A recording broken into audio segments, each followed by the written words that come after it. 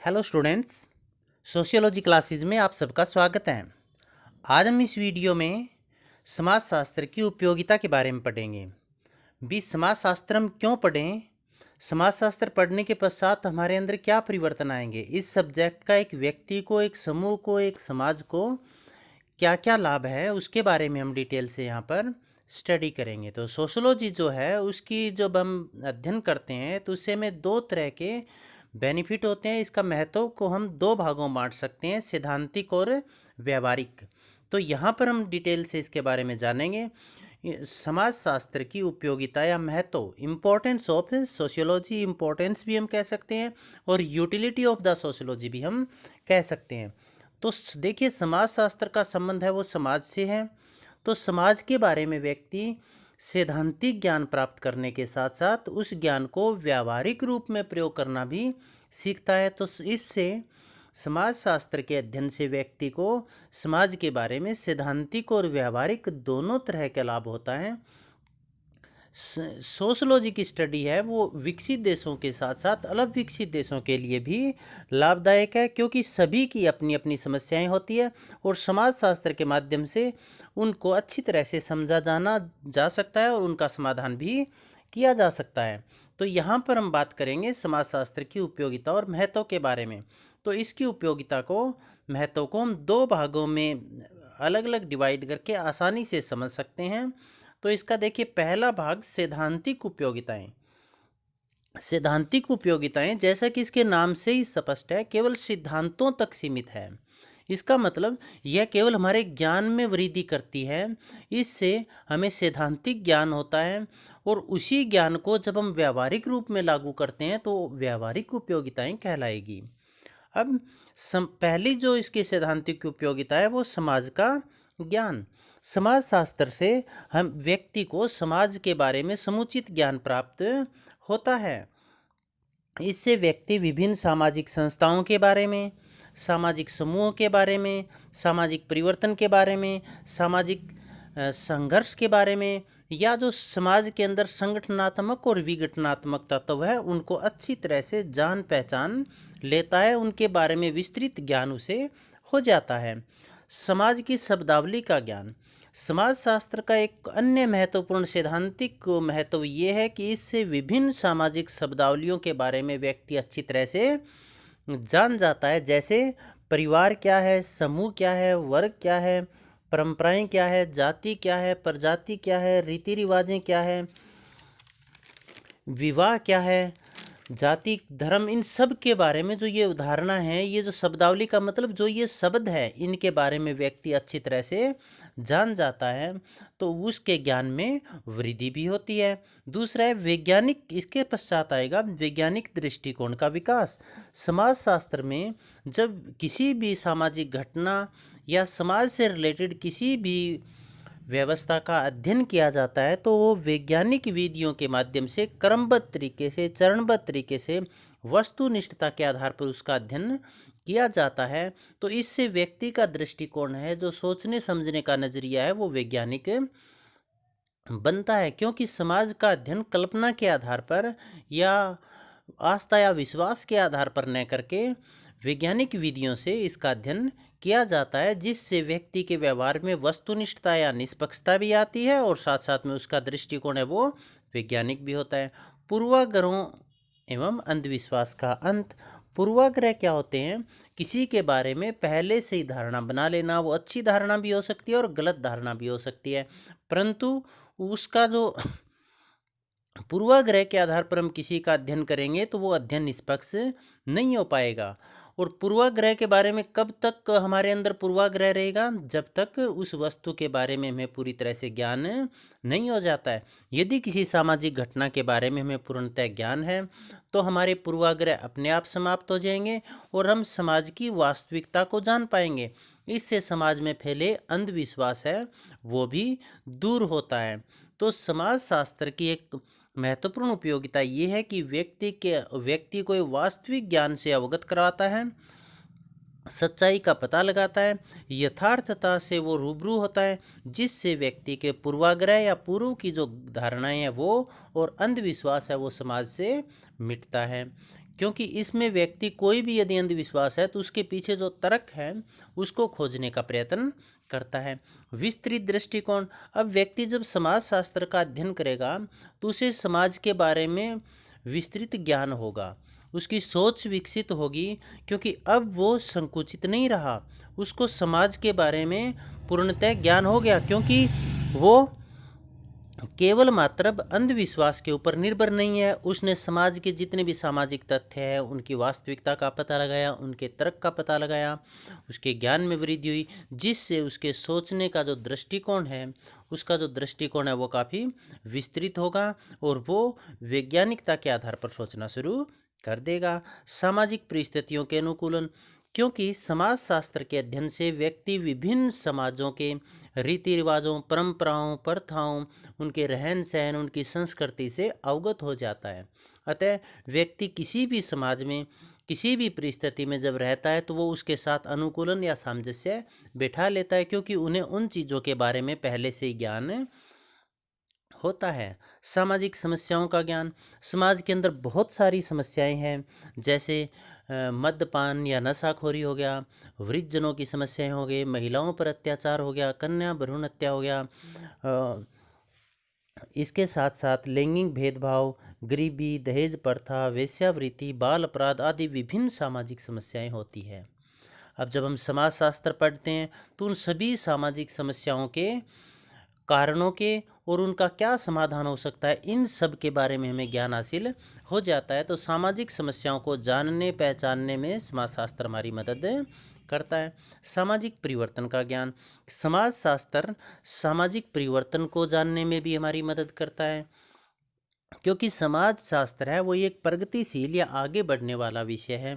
इसमें निरंतर परिवर्तन होते रहते हैं। सामाजिक घटनाएं, आर्थिक घटनाएं, राजनीतिक घटनाएं, सामाजिक सांस्कृतिक घटनाएं, धार्मिक घटनाएं आदि सभी में निरंतर परिवर्तन होता रहता है और समाज शास्त्र उन परिवर्तनों से हमें अवगत करवाता है, उन परिवर्तनों के बारे में हमें बताता है। जैसे पहले जो परिवार थे वो संयुक्त परिवार थे, परंतु औद्योगिकरण और नगरीकरण के कारण संयुक्त परिवार एकांकी परिवार में परिवर्तित हो गए। तो इस परिवर्तन का हमें समाजशास्त्र के माध्यम से पता चलता है। परिवर्तनों के कारणों का, उनके परिणामों का हमें पता समाजशास्त्र के माध्यम से चलता है। इसी तरह से अपने खान पान में, रहन सहन में, पहनावे में सांस्कृतिक परिवर्तन बहुत तेज़ी से हो रहे हैं, तो समाजशास्त्र उन सभी परिवर्तनों से हमें अवगत कराता है।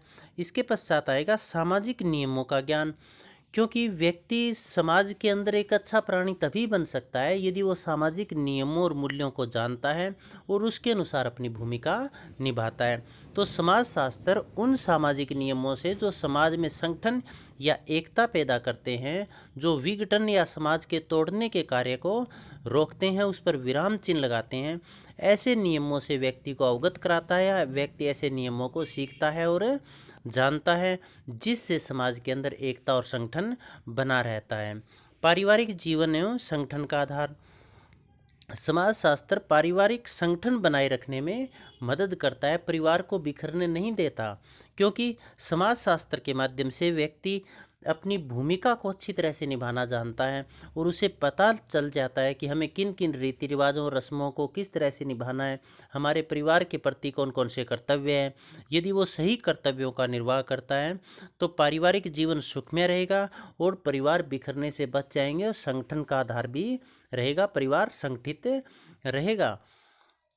क्योंकि इसमें किन किन कारणों से परिवार में विघटन होता है वो समाजशास्त्र में अच्छी तरह से हम जान पाते हैं। तो हमने देखा कि सैद्धांतिक उपयोगिताएं व्यक्ति के ज्ञान में वृद्धि करती है, समाज के प्रति, सामाजिक संस्थाओं के प्रति, सामाजिक संगठन के प्रति, सामाजिक मूल्यों के प्रति, अंधविश्वास के प्रति, पूर्वाग्रहों के प्रति आदि सभी के बारे में हमें वास्तविक ज्ञान उपलब्ध करवाती है, जिससे हमें सच्चाई का पता लगता है, यथार्थ का पता लगता है और हमारे सोचने का जो तरीका है वो अंधविश्वास या कही सुनी पर विश्वास न करके तार्किक आधार पर वैज्ञानिक दृष्टिकोण का विकास होता है। अब हम इसके पश्चात इसके वैज्ञानिक उपयोगिताओं के बारे में पढ़ेंगे। वैज्ञानिक उपयोगिताओं का मतलब उन चीज़ों को जो सैद्धांतिक ज्ञान हमारे अंदर था उस ज्ञान को कैसे व्यावहारिक रूप में लागू किया जाए, क्योंकि सैद्धांतिक जो उपयोगिता है वो हमारे केवल ज्ञान में वृद्धि करती है, जबकि व्यावहारिक उपयोगिताएं हैं वो उन चीज़ों को समाज में व्यावहारिक रूप में अप्लाई करती है, जिससे व्यक्ति, समाज सभी को लाभ होता है, उनका विकास और प्रगति होती है। तो अब हम करते हैं इसकी व्यावहारिक उपयोगिताएं। व्यावहारिक उपयोगिताओं में पहला है व्यक्ति के लिए महत्व, कि समाजशास्त्र की व्यक्ति के लिए व्यावहारिक उपयोगिता ये है कि इससे व्यक्ति समाज के अंदर अपनी भूमिका के बारे में, अपने कर्तव्य के बारे में सीखता है और अपनी भूमिका को वो अच्छी तरह से निभाता है, जिससे क्या होता है कि समाज में एकता और संगठन बना रहता है और व्यक्ति का भी विकास उसमें होता है। दूसरा है समाज के लिए महत्व। अब जब व्यक्ति का विकास होगा तो व्यक्तियों से मिलकर समाज बना है, तो समाज का विकास अपने आप होगा, समाज प्रगति के पथ पर बढ़ेगा। इसके साथ साथ समाज शास्त्र हमें संगठनात्मक तत्वों को और विघटनात्मक तत्वों को भी बताता है। कैसे भी किन किन कारणों से समाज में एकता आती है और वो कौन कौन से कारण है जिससे समाज में जुड़ाव या बिखराव पैदा होता है और उनको किस तरह से नियंत्रित किया जाए। तो उन नियंत्रण के तरीकों को अपनाकर समाज को विघटन या टूटने से बचाया जाता है और सामाजिक एकता बनी रहती है और समाज निरंतर प्रगति पथ पर अग्रसर रहता है। सामाजिक समस्याओं के समाधान में सहायक।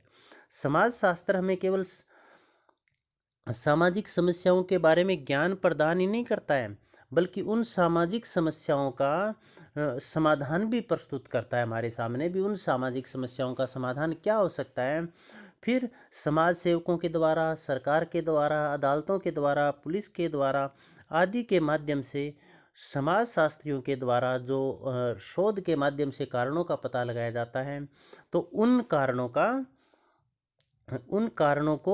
कारणों के आधार पर उन सामाजिक समस्याओं का समाधान विभिन्न संस्थाएं जैसे अदालतें हो गई, संसद हो गई, समाज सेवक हो गए आदि के माध्यम से उन समस्याओं का समाधान किया जाता है। तो समाज शास्त्र केवल सामाजिक समस्याओं के ज्ञान करवाने तक ही सीमित नहीं है, बल्कि उनका समाधान में भी हमारी मदद करता है। सामाजिक नियोजन में सहायक है। सामाजिक नियोजन, अब ऊपर हमने सामाजिक समस्याएं पढ़ा था। सामाजिक समस्याएं कौन कौन सी है, जैसे हमने पहले पढ़ा था भिक्षावृत्ति होगी, बाल अपराध, मद्यपान, महिला उत्पीड़न आदि सामाजिक समस्याएं हैं। तो उन समस्याओं के बारे में हमें विस्तृत ज्ञान होगा, तो उसी के आधार पर उनके समाधान कैसे किया जाए वो भी हमें समाजशास्त्र के माध्यम से पता लगता है। तो इससे क्या होता है, समाजशास्त्र हमारे सामाजिक समस्याओं के समाधान करने में मदद करता है।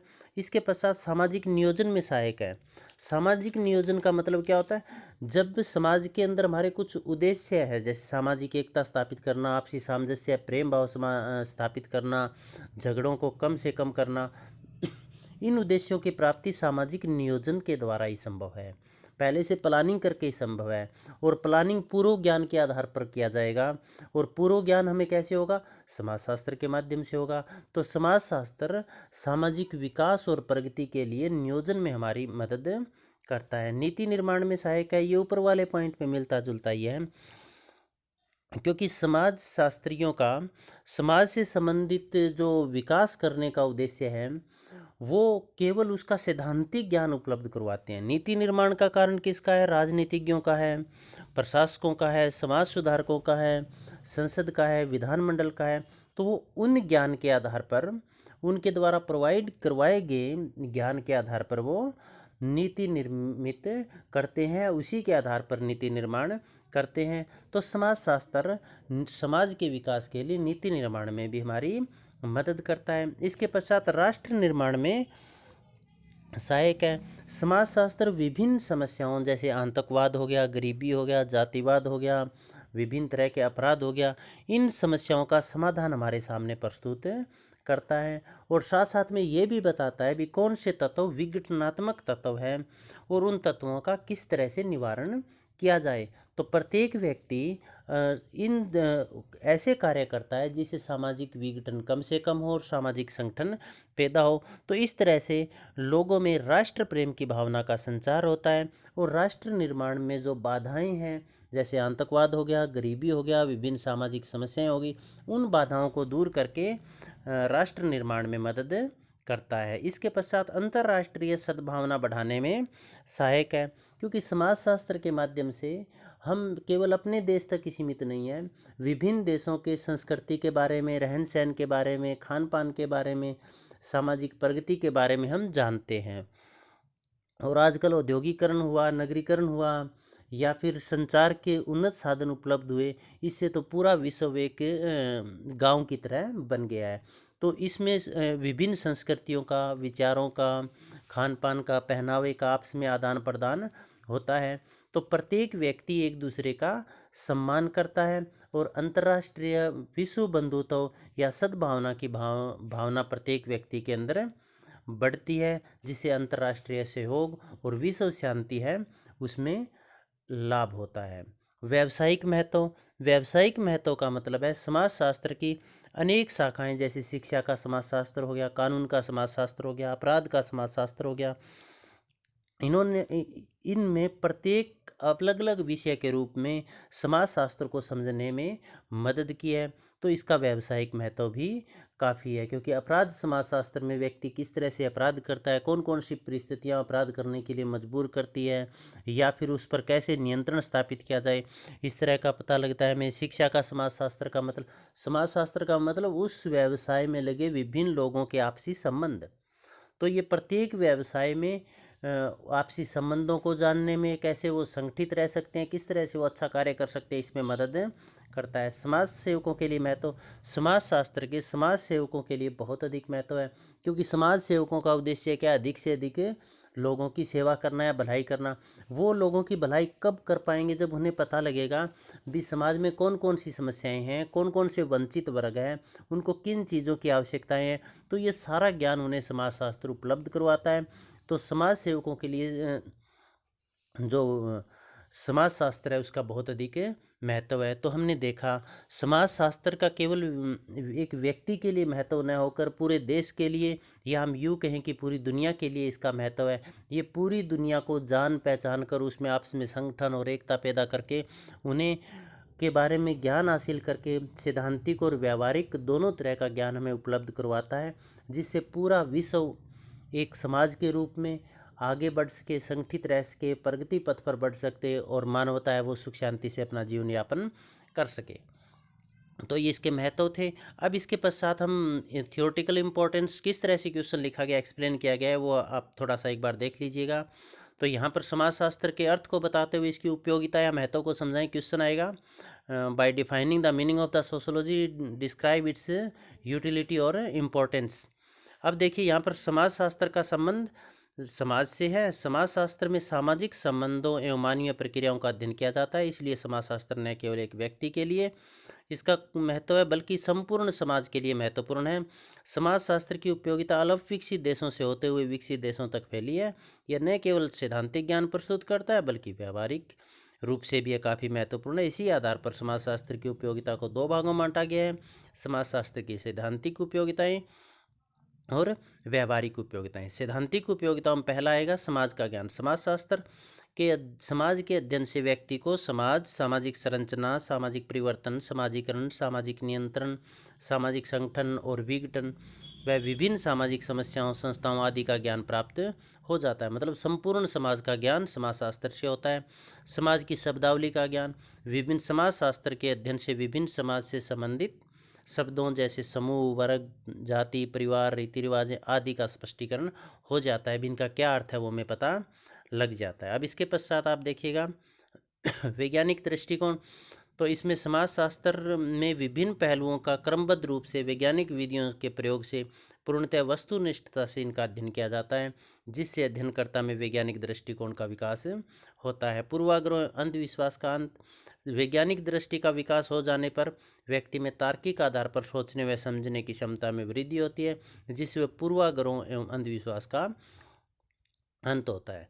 क्योंकि ज्ञान है, वो ज्ञान का अभाव अंधविश्वास का प्रतीक है, और जो समाज के बारे में ज्ञान होगा तो अंधविश्वास अपने आप उसमें मिट जाएगा। विस्तृत दृष्टिकोण, वैज्ञानिक दृष्टिकोण के कारण व्यक्ति पूर्वाग्रहों से मुक्त हो जाता है, क्योंकि उसे सच्चाई का पता लग जाता है, उसने उस स्थिति को जान लिया है। परिणाम स्वरूप व्यक्ति किसी भी घटना की सच्चाई पता करने की कोशिश करता है, जिससे व्यक्ति के दृष्टिकोण का विकास होता है। सामाजिक परिस्थितियों से अनुकूलन, समाजशास्त्र से व्यक्ति को समाज का ज्ञान हो जाता है, उसका दृष्टिकोण वैज्ञानिक और विस्तृत हो जाता है, जिससे व्यक्ति की सामाजिक अनुकूलन की क्षमता होती है, क्योंकि वह प्रत्येक समाज के प्रत्येक समूह के राजनीतिक, धार्मिक, सांस्कृतिक, सामाजिक, रहन सहन, खान पान आदि चीज़ों से अवगत हो जाता है। तो यदि व्यक्ति को उनके साथ रहना पड़े तो आसानी से एडजस्ट उनके साथ कर लेता है। सामाजिक समस्याओं का ज्ञान। समाजशास्त्र समाज में व्याप्त विभिन्न सामाजिक समस्याओं जैसे नशाखोरी, बाल अपराध, वेश्यावृत्ति, महिला उत्पीड़न, कन्या भ्रूण हत्या, दहेज प्रथा आदि सामाजिक समस्याओं को जानने में हमारी मदद करता है। सामाजिक परिवर्तन का ज्ञान। समाजशास्त्र एक प्रगतिशील विषय है। इसमें विभिन्न आर्थिक, सामाजिक, धार्मिक, सांस्कृतिक आदि परिवर्तन कार्य करने वाली संस्थाओं में निरंतर परिवर्तन होते रहते हैं। समाजशास्त्र इन परिवर्तनों और इन परिवर्तनों के समाज पर पड़ने वाले प्रभाव को समझने में हमारी मदद करता है। अप्लाइड और प्रैक्टिकल इम्पोर्टेंस, इसका मतलब क्या होगा? व्यवहारिक मान्य इसकी उपयोगिताएं क्या है? व्यवहारिक उपयोगिताओं के अंतर्गत देखिएगा, पहला है व्यक्ति के लिए महत्व। समाजशास्त्र के अध्ययन से व्यक्ति के ज्ञान और समझ में वृद्धि होती है, जिससे वह अपनी परिस्थिति और भूमिका के अनुसार सामाजिक एकता और विकास के लिए कार्य करना शुरू कर देता है। मतलब अपना जो उत्तरदायित्व है, कार्य है, वो सही तरह से करना शुरू कर देता है, जिससे उसके खुद का विकास भी होता है और समाज का विकास भी होता है। जब व्यक्ति के ज्ञान और समझ में वृद्धि होती है तो व्यक्ति समाज में अपनी भूमिकाओं को समझकर योगदान देता है, जिससे समाज या समुदाय निरंतर प्रगति की ओर बढ़ते हैं। इसके साथ साथ विघटनात्मक तत्वों का भी हमें पता लग जाता है और उनको कैसे नियंत्रित किया जाए उनका भी हमें पता लग जाता है, तो इससे भी समाज का विकास होता है। सामाजिक समस्याओं के समाधान में सहायक है। समाजशास्त्र विभिन्न सामाजिक समस्याओं जैसे भिक्षावृत्ति, वेश्यावृत्ति, बाल अपराध आदि के बारे में हमें केवल ज्ञान प्रदान ही नहीं करता, बल्कि इन समस्याओं के कारणों का पता लगाकर इनके समाधान में भी हमारी मदद करता है। इसके पश्चात सामाजिक नियोजन में है, तो बिना नियोजन निर्धारण लक्ष्यों को प्राप्त नहीं किया जा सकता। समाज का संपूर्ण ज्ञान ही समाज के विकास के लिए योजना बनाने में महत्वपूर्ण भूमिका निभाता है, क्योंकि जब तक किसी विषय के बारे में हमें ज्ञान नहीं होगा तो हम योजना कैसे बनाएंगे। और समाजशास्त्र इस विषय के बारे में हमें संपूर्ण ज्ञान उपलब्ध करवाता है। नीति निर्माण में सहायक। समाजशास्त्रियों का समाज से संबंधित ज्ञान राजनीतिज्ञों, प्रशासकों, समाज सुधारकों आदि के लिए नीति निर्माण करने संबंधी मार्गदर्शन का काम करता है। राष्ट्र निर्माण में सहायक। समाजशास्त्र विभिन्न सामाजिक समस्याओं जैसे आतंकवाद, गरीबी, जातिवाद आदि के कारणों का पता करके समाधान प्रस्तुत करते हैं, जिससे लोगों में राष्ट्र प्रेम की भावना का संचार होता है, एक दूसरे का सहयोग करते हैं और आपसे मिलजुल कर रहते हैं। और राष्ट्र निर्माण की इससे जितनी भी सामाजिक समस्याओं का समाधान होगा तो राष्ट्र निर्माण के मार्ग में जो बाधाएं हैं वो दूर होगी और समाज या राष्ट्र आगे उन्नति के मार्ग पर बढ़ेगा। अंतर्राष्ट्रीय सद्भावना बढ़ाने में सहायक है। समाजशास्त्र विभिन्न देशों की संस्कृतियों और मूल्यों को समझने में हमारी मदद करता है, जो अंतर्राष्ट्रीय समस्याओं को सुलझाने और सद्भावना को बढ़ाने में मददगार साबित होते हैं। व्यावसायिक महत्व। समाजशास्त्र की अनेक शाखाएं जैसे शिक्षा का समाजशास्त्र, चिकित्सा का समाजशास्त्र, विधि का समाजशास्त्र, अपराध का समाजशास्त्र आदि अपने अपने क्षेत्र में व्यवसाय को समझने में सहायक सिद्ध होते हैं। एक क्वेश्चन आपको कमेंट बॉक्स में लिखकर डालना है, समाजशास्त्र की उपयोगिता को हमने कितने भागों में बांटा है। अब निष्कर्ष निकालेंगे, तो निष्कर्ष के आधार पर हम क्या कहेंगे कि समाजशास्त्र केवल सैद्धांतिक ज्ञान ही उपलब्ध नहीं करवाता, बल्कि उस ज्ञान को व्यावहारिक रूप में प्रयोग करके सामाजिक समस्याओं को समाधान करके, विघटनात्मक तत्वों को नियंत्रित करके समाज को प्रगति पथ पर आगे बढ़ने में हमारी मदद करता है। यह न केवल व्यक्ति के लिए बल्कि पूरे समाज के लिए लाभदायक है। यह विकसित और अल्प विकसित देशों, हर तरह के समाज और देशों के लिए काफ़ी लाभदायक है। आप सबका बहुत बहुत धन्यवाद।